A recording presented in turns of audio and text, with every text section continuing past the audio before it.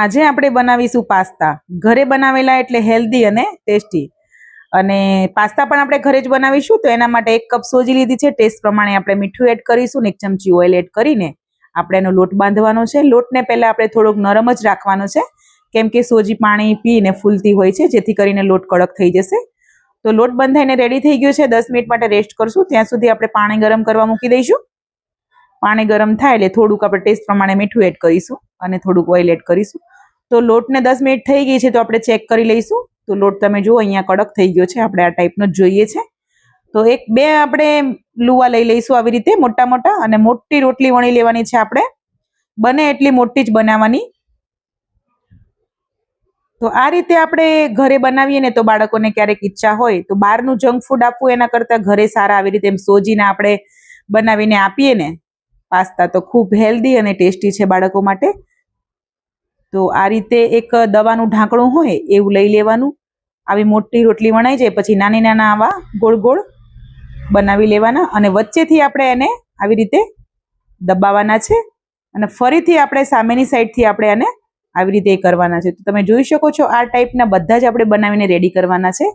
હું બીજું પણ તમને એક બતાવી દઉં. તો બીજું પણ આપણે એવી જ રીતે લઈ લઈશું અને વચ્ચેથી આપણે આવી રીતે પ્રેસ કરીશું, અને સાઈડમાંથી આપણે થોડું પ્રેસ કરીશું એને. તો તમે જોઈ શકો છો મસ્ત મજાના હેલ્ધી પાસ્તા સોજીના ઘરે જ બની જાય છે. તો આપણે બધા જ બનાવીને રેડી કરી લેવાના છે. તો તમે જોઈ શકો છો રેડી થઈ ગયા છે બધા. તો પાણી ગરમ કરવા આપણે પહેલેથી મૂકી દીધું હતું, એમાં એડ કરી દઈશું અને આને ઉકળવા દેવાના છે. તો પાસ્તા આપણા ઉકળે ત્યાં સુધી આપણે મસાલાની પ્રોસેસ કરીશું. પેન મૂકીશું, જરૂરિયાત પ્રમાણે આપણે ઓઇલ એડ કરીશું અને ઓનિયન એડ કરીશું. અહીંયા આપણે કટ કરેલા ટમેટા એડ કરી દઈશું અને લસણની કળીઓ એડ કરીશું, અને ઢાંકીને આપણે ધીમા ગેસે 10 મિનિટ આને પકાવવાનું છે. ત્યાં સુધી આપણા પાસ્તા રેડી થઈ ગયા છે. અહીંયા તો આપણે ટ્રેન કરીને ઉપરથી થોડુંક ઠંડુ પાણી એડ કરવાનું, જેથી કરીને કુકિંગ પ્રોસેસ રોકાઈ જાય અને એકબીજાને ચોંટી પણ ના જાય ઠંડુ પાણી એડ કરવાથી.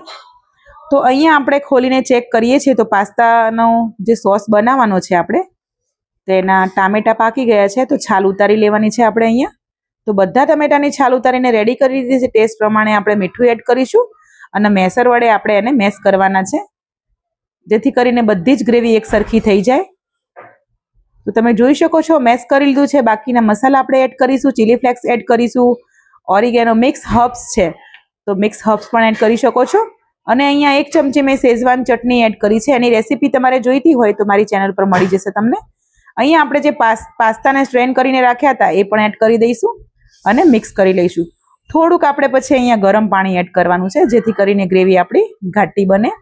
તો પાણી આપણે જે પાસ્તા ઉકાળ્યા હતા એ જ એડ કરવાનું છે, જેથી કરીને ટેસ્ટ સારો આવે.